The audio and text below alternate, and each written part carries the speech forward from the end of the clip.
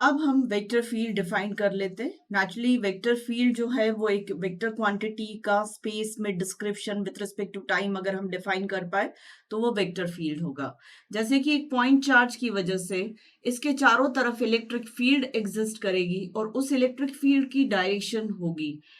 ये electric field जो है ये वेक्टर क्वांटिटी है और नेचुरली इस क्यू चार्ज के चारों तरफ इलेक्ट्रिक फील्ड अवेलेबल होगी। तो इलेक्ट्रिक फील्ड एक वेक्टर क्वांटिटी है और उसकी वजह से एग्जिस्टिंग जो पॉइंट चार्ज के चारों तरफ स्पेस में इलेक्ट्रिक फील्ड की क्वांटिटी अवेलेबल है वो पूरा कॉन्स्टिट्यूट करेगी इलेक्ट्रिक फील्ड को। तो इलेक्ट्रिक फील्ड जो है वो एक्स वाई जेड और टाइम के रिस्पेक्ट में इलेक्ट्रिक फील्ड जो है वो इन वेरिएबल्स का फंक्शन है, तो ऐसे हम डिफाइन कर सकते हैं।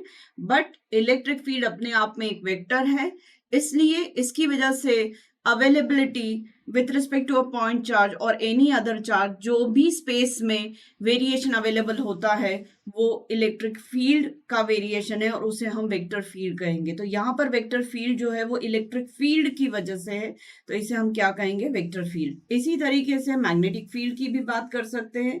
एक अगर करंट कैरिंग कंडक्टर है जिसमें से कुछ करंट फ्लो हो रहा है तो उसके चारों तरफ हमें मैग्नेटिक फ्लक्स लूप्स अवेलेबल रहेंगे, बट क्लोज भी रहेंगे, मतलब कम रेडियस के मैग्नेटिक फ्लक्स लूप्स अवेलेबल रहेंगे और कॉन्सेंट्रिक ज्यादा रेडियस के भी मैग्नेटिक फ्लक्स लूप्स अवेलेबल रहेंगे। तो एक पर्टिकुलर पैटर्न में मैग्नेटिक फ्लक्स की density with respect to distance from the line current carrying conductor होगा।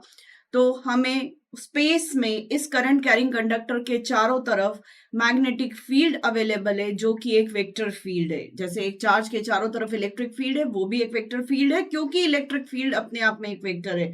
और इसी तरीके से करंट कैरिंग कंडक्टर के चारों तरफ जो फ्लक्स लूप्स अवेलेबल है उसकी वजह से जो भी फील्ड अराइज हुई है वो भी एक मैग्नेटिक फील्ड मतलब एक वेक्टर फील्ड है।